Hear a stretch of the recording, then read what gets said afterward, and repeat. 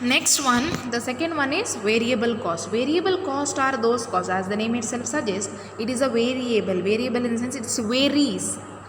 It varies ಅಂದರೆ ಏನು, change ಆಗುವಂಥದ್ದು. So these cost are tend to vary with the volume of output. So these are the cost which is directly related to the volume of output ಅಂತ ಹೇಳಿದರೆ ಇಲ್ಲಿ units ಜಾಸ್ತಿ ಆಗ್ತಾ ಹೋದಾಗ even variable cost ಕೂಡ increase ಆಗ್ತಾವೆ. See here the line is going upward.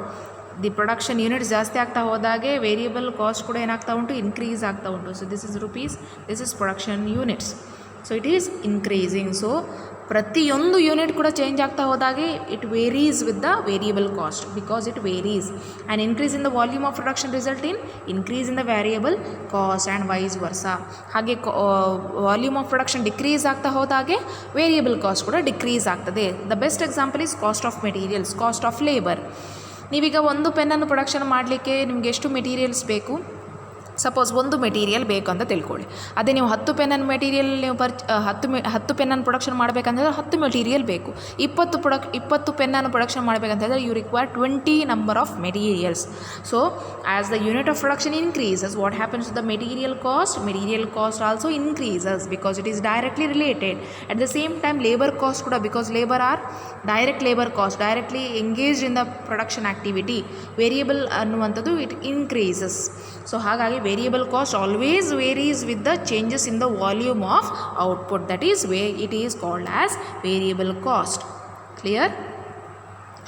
Next one, the semi-variable cost. Semi in the sense it is also called as a mixed cost, where it is both fixed cost and variable components are added here. It also known as semi-fixed cost or mixed cost. Mixed cost yakandre here variable costs are also there, whereas fixed costs are also added. So it is a mixture of fixed cost and variable cost. That is why this cost is called as semi-variable cost.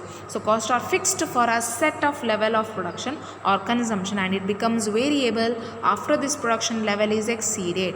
If no production occurs, a fixed cost is often still incurred. That is why this cost is called as semi-variable cost. So for the best example for semi-variable cost is telephone bill. See, look at this diagram here. See, up to the certain level it remains fixed. See here, ಇದು certain level ತನಕ ಇದು parallel ಉಂಟು, fixed ಉಂಟು. After this level it started to increase. So that means that this portion is variable cost and ಈ ಪೋರ್ಷನನ್ನು fixed cost ಅಂತ ಹೇಳಿ. So this mixture is called as semi variable cost. Semi variable cost ಯಾಕಂದರೆ up to the certain level it remains fixed. After that it starts to vary. That is why this called as semi variable cost. The best example is telephone expenses, telephone charges. Up to the certain level, see for example ಈಗ ನಿಮಗೆ ನೀವೊಂದು 599 ಇದು pack ಹಾಕ್ತೀರಾ ಏರ್ಟೆಲ್ಲಿಗೆ. Suppose 1 ಮಂತಿಗೆ ಅಂತ ತಿಳ್ಕೊಳ್ಳಿ, 1 ಮಂತಿಗೆ 599 ಹಾಕ್ತೀರಾ. ಪ್ರತಿದಿನ ನಿಮಗೆ ಒಂದು 2 GB ನಿಮಗೆ ಏನು ಡೇಟಾ ಸಿಗ್ತದೆ ನಿಮಗೆ, 2 GB. Up to the 2 GB ನೀವು ಫ್ರೀ, ಇಟ್ ರಿಮೇನ್ಸ್ ಫಿಕ್ಸ್ಡ್ ಅಲ್ವಾ. Up to the 2 GB you can use, ಎಷ್ಟು ಬೇಕಾದ್ರೆ ನೀವು ಯೂಸ್ ಮಾಡೋದು. ಬಟ್ 2 GB ಆಗ್ತಾ ಹೋದಾಗೆ, 2 GB ಎಕ್ಸೀಡ್ ಆಗ್ತಾ ಹೋದಾಗೆ ಅಲ್ಲಿ ನಿಮಗೆ ನೆಟ್ ಯೂಸ್ ಮಾಡಲಿಕ್ಕಾಗೋದು. ನೀವೇನು ಮಾಡಬೇಕು, ಎಕ್ಸ್ಟ್ರಾ ಪ್ಯಾಕ್ ಹಾಕಬೇಕಲ್ವಾ, ಅಲ್ಲಿ ಕೂಡ ವೆಗೇನ್ ಲಿಮಿಟ್. ಸೊ ಇನ್ನೂ ಕೂಡ ನೀವು ಜಾಸ್ತಿ ಯೂಸ್ ಮಾಡ್ತಾ ಇದ್ದೀರಿ ಅಂತ ಹೇಳಿದ್ರೆ ನೀವು ಪ್ಯಾಕ್ ಹಾಕ್ತಾ ಹೋಗಬೇಕು. So it varies. ಅಥವಾ ಲ್ಯಾಂಡ್ಲೈನಿಗೆ, for example landline telephone bill ಅಂತ ಹೇಳಿದರೆ ಒಂದು ಮಿನಿಮಮ್ ಅಂತ ಇದೆ, ಮಿನಿಮಮ್ ಚಾರ್ಜಸ್ ಅಂತ ಇದೆ. ನೀವು ಯೂಸ್ ಮಾಡಲೇಬೇಕಾದ್ರೆ ಯೂಸ್ ಮಾಡೋದಿರಲಿ 250 ರೆಂಟ್ ಪ್ರತಿ ತಿಂಗಳು ಕಟ್ಟಲೇಬೇಕು. BSNL ಅಂತ ತಿಳ್ಕೊಳ್ಳಿ, BSNL ಲ್ಯಾಂಡ್ಲೈನ್ ಫೋನ್ ಇದೆ. 250 ತನಕ ನೀವು ಒಂದು 100 ಮಿನಿಟ್ಸ್ ನೀವು ಮಾತಾಡ್ಬೋದು. 100 ಮಿನಿಟ್ಸ್ ತನಕ ನೋ ಚಾರ್ಜ್, 250 ರೆಂಟ್ ನೀವು ಕಟ್ಟಲಿಕ್ಕೆ. ಅದು ಝೀರೋ, ನೀವು ಫೋನ್ ಮಾಡೋದೇ ಬೇಕಾದರೂ ಇರಲಿ ಅಥವಾ ಒಂದು 50 ಮಿನಿಟ್ಸ್ ಬೇಕಾದರೂ ಮಾತಾಡಿ, ಅಪ್ ಟು ದ 100 ಮಿನಿಟ್ಸ್ ತನಕ it remains fixed. And after that ಒಂದು ಸರಿ 100 ಮಿನಿಟ್ಸ್ ಕ್ರಾಸ್ ಆಯಿತು ಅಂತ ಹೇಳಿದರೆ ಪ್ರತಿ ಮಿನಿಟಿಗೆ ₹1 ಲೆಕ್ಕದ ಅಂತ ತಿಳ್ಕೊಳ್ಳಿ. ಪ್ರತಿ ಮಿನಿಟಿಗೆ ಏನಾಗ್ತದೆ, ₹1 ಲೆಕ್ಕದಲ್ಲಿ ಅವರು ಚಾರ್ಜ್ ಮಾಡ್ತಾ ಹೋಗ್ತಾರೆ. ನೀವೊಂದು 150 ಮಿನಿಟ್ಸ್ ನೀವು ಮಾತಾಡಿದ್ದೀರ ಅಂತ ಹೇಳಿದರೆ ಎಕ್ಸ್ಟ್ರಾ ನೀವು ಎಷ್ಟು ಕಟ್ಟಬೇಕು, 50 ಕಟ್ಟಬೇಕು. ಅಂದರೆ 250 ಮಿನಿಮಮ್, 250 ಒಟ್ಟಿಗೆ 50 ನೀವು ಎಕ್ಸ್ಟ್ರಾ ಮಿನಿಟ್ಸ್ ಮಾತಾಡಿದ್ರೆ ಸೊ ₹50. ಸೊ 300 ನೀವು ಪೇಮೆಂಟ್ ಮಾಡಬೇಕು. So up to the certain limit it remains fixed. After that it starts to vary. That is semi variable cost.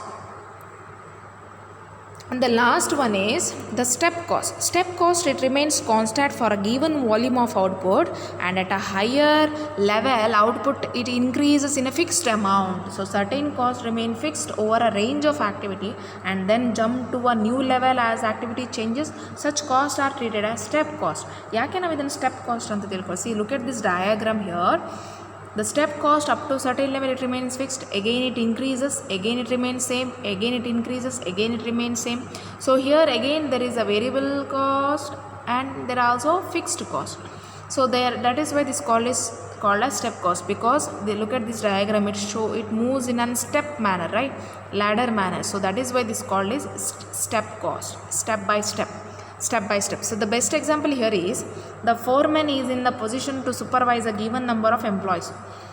ಒಂದು ಒಬ್ಬ ಫೋರ್ಮ್ಯಾನ್ ಇರ್ತಾನೆ, ಫೋರ್ಮ್ಯಾನ್ ಅಂದರೆ ಸೂಪರ್ವೈಸರ್ ಇರ್ತಾನೆ, ಅವನಿಗೆ ಒಂದು 10 ಜನ ಸೂಪರ್ವೈಸರ್ ಎಂಪ್ಲಾಯೀಸನ್ನು ನೋಡ್ಕೊಳ್ಳಿಕ್ಕೆ ಅವನಿಗೆ ಅವನ ಅಂಡರಲ್ಲಿ ಕೊಟ್ಟಿದ್ದಾರೆ ಅಂತ ತಿಳ್ಕೊಳ್ಳಿ.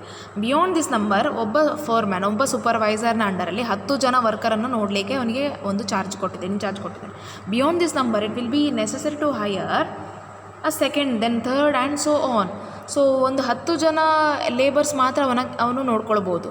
ಈಗ ಒಂದಲ್ಲಿ 20 ಜನ ಇದ್ದಾರೆ ಅಂತ ತಿಳ್ಕೊಂಡ್ರೆ ಅವನು ಎಗೈನ್ ಒಬ್ಬ ಹೊಸ ಸೂಪರ್ವೈಸರನ್ನು ಅವನು ಅಪಾಯಿಂಟ್ ಮಾಡಬೇಕು. ಫಸ್ಟಿಗೆ ಒಬ್ಬ ಸೂಪರ್ವೈಸರ್ ಇದ್ದ, ಅವನ ಅಂಡರಲ್ಲಿ 10 ಜನ ಇದ್ದರು. ಎಗೈನ್ ಅಲ್ಲಿ 10 ಜನ ಎಕ್ಸೆಸ್ ಇದ್ದಾರೆ ಅಂತ ತಿಳ್ಕೊಂಡ್ರೆ ಎಗೈನ್ ಬಿ ಸೂಪರ್ವೈಸರ್ ಅವನು ಅಪಾಯಿಂಟ್ ಮಾಡಬೇಕು, ಅವನ ಅಂಡರಲ್ಲಿ ಪುನಃ 10 ಜನ ಇದ್ದಾರೆ. ಎಗೈನ್ ಇಲ್ಲಿ ಲೇಬರ್ಸ್ ಜಾಸ್ತಿ ಆಗ್ತಾ ಹೋದಾಗೆ ಅವನೇನು ಮಾಡಬೇಕಾಗ್ತದೆ, ಹೊಸ ಸೂಪರ್ವೈಸರನ್ನು ಅಪಾಯಿಂಟ್ ಮಾಡ್ತಾ ಹೋಗಬೇಕಾಗ್ತದೆ. So up to the certain level it remains same, and again it changes, and again it remains same, again it changes, so it goes on. So this goes on. So that is why this is called as step cost, because it moves in a step manner. That is why this cost is called as step cost. So these are the classification based on variability, based on the behavior. So based on the behavior, the cost is classified as fixed cost, variable cost, semi variable cost, step cost. Fixed cost always remains fixed, variable cost always changes with the volume of production, always it varies. Semi variable cost up to the certain level it remains fixed, and after that it starts to vary. It is a mixture of fixed and variable cost. That is why it is also called as mixed cost. And the last one is step cost. Step cost, because it remains up to the certain level it remains fixed, again it varies, again it remains fixed, again it varies. So that is why it moves in a step manner. That is why this cost is called as step cost. So here I will be finishing up with the classification of cost. So these are the 3 main classification of cost on the basis of element, on the basis of behavior, and on the basis of function. So ಈ 3 classification very important. Section ಸಿಗೆ 24 ಮಾರ್ಕ್ಸಿಗೆ ನಿಮಗೆ compulsory question ಕೇಳ್ತಾರೆ. Section ನಿಮ್ಮ 3rd ಸೆಮಿಗೆ ಆಗಿರ್ಬೋದು, 4th ಸೆಮಿಗೆ ಆಗಿರ್ಬೋದು. ಹೇಗೆ ನಾನು explain ಮಾಡ್ತಾ ಇದ್ದೀನಿ, ಏನು ಹೇಳ್ತಾ ಇದ್ದೇನೆ, ಇದು ಇಂಪಾರ್ಟೆಂಟ್ ಆಗಿರ್ತದೆ. ಸೊ ಹಾಗಾಗಿ ಕರೆಕ್ಟಾಗಿ ಅರ್ಥ ಮಾಡ್ಕೊಳ್ಳಿ. ಇದು ಅರ್ಥ ಆಗೋದಿದ್ದರೆ ನಿಮಗೆ ವರ್ಕೌಟ್ ಮಾಡಲಿಕ್ಕೆ ಕಷ್ಟ ಆಗ್ತದೆ. ಸೊ ಥಿಯರಿ ಪಾರ್ಟ್ ನೆಗ್ಲೆಕ್ಟ್ ಮಾಡಬೇಡಿ, ಕರೆಕ್ಟಾಗಿ ಅರ್ಥ ಮಾಡ್ಕೊಳ್ಳಿ. If there is any doubt ask me. Thank you.